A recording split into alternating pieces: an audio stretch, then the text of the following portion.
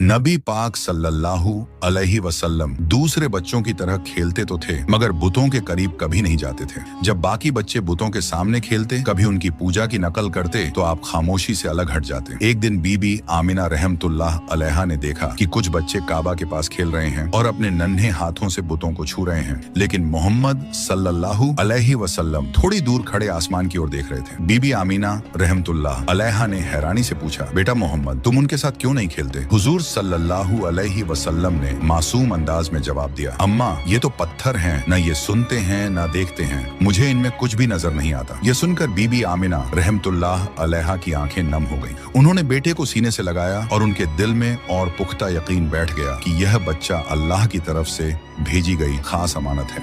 जब नबी पाक सल्लल्लाहु अलैहि वसल्लम 6 साल के हुए तो बीबी आमिना रहमतुल्लाह अलैहा ने फैसला किया कि वह बेटे को लेकर मदीना जाए। वहां उनके रिश्तेदार रहते थे और वह चाहती थीं कि हजरत मोहम्मद सल्लल्लाहु अलैहि वसल्लम अपने वालिद की कब्र की जियारत भी कर लें, जो मदीना में ही थी। सफर आसान नहीं था, रेगिस्तान की तपती हवा, ऊंटों की सवारी और लंबी दूरी, मगर मोहम्मद सल्लल्लाहु अलैहि वसल्लम की आंखों में अजीब सा सब्र और हौसला झलक रहा था। वे मदीना में तकरीबन 1 महीने ठहरे। रिश्तेदारों से मुलाकात हुई। जब कब्र अब्दुल्लाह पर पहुंचे तो बीबी आमिना रहमतुल्लाह अलैहा ने कहा, बेटा, यही तुम्हारे वालिद की कब्र है, वह तुमसे बहुत मोहब्बत करते हैं। हुजूर सल्लल्लाहु अलैहि वसल्लम खामोशी से कब्र के पास खड़े रहे। मासूम आंखों से आंसू बहते रहे मगर जुबान से कोई लफ्ज न निकला। मदीना से वापसी पर काफिला अब्वा नाम की जगह पहुंचा। वहीं अचानक बीबी आमिना रहमतुल्लाह अलैहा बीमार पड़ गईं। बीमारी इतनी बढ़ गई कि चलना फिरना भी मुश्किल हो गया। उन्होंने अपने बेटे को सीने से लगाकर कांपती आवाज में कहा, बेटा मोहम्मद, शायद अब मैं तुम्हारे साथ न रह सकूं, मगर याद रखना, तुम कभी अकेले नहीं होगे। अल्लाह तुम्हारे साथ है। तुम्हें वो जिम्मेदारी मिलेगी जो दुनिया में किसी और को नहीं मिली।